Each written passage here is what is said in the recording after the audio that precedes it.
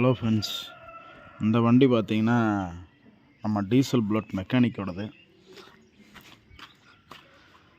Cycle hub போட்டிருக்காரு வண்டிக்கு. இது ஆனால் ஓட்டுறதுக்கு செமையாக இருக்குது.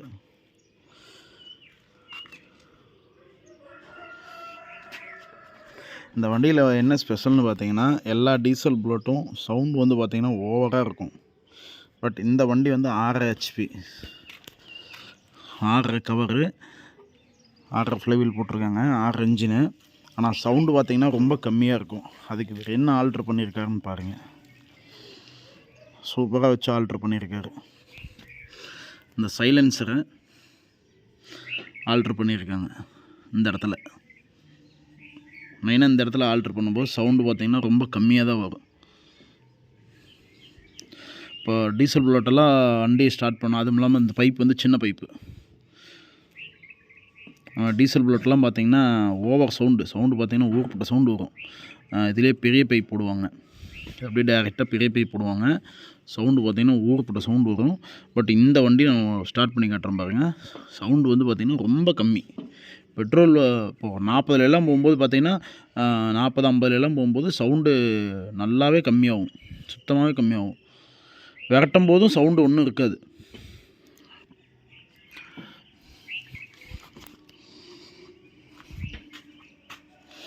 அதே போல் ஸ்டார்ட் பண்ணுறதுக்கு பார்த்திங்கன்னா ரொம்ப ஈஸியாக இருக்கும்.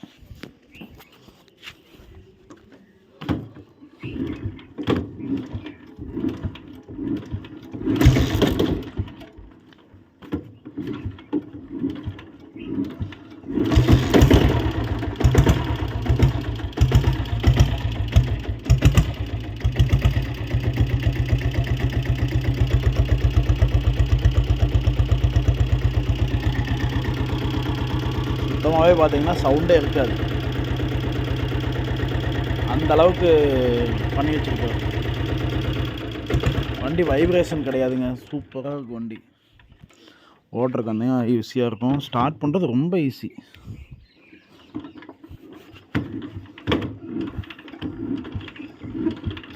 ஃப்ரீயாக போகுது.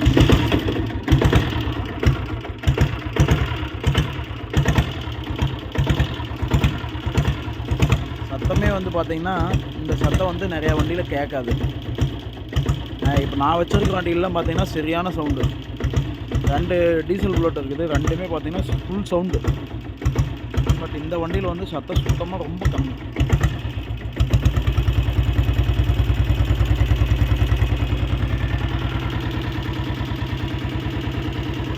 அதே போல் இன்ஜின் சவுண்டு தெளிவாக இருக்குது.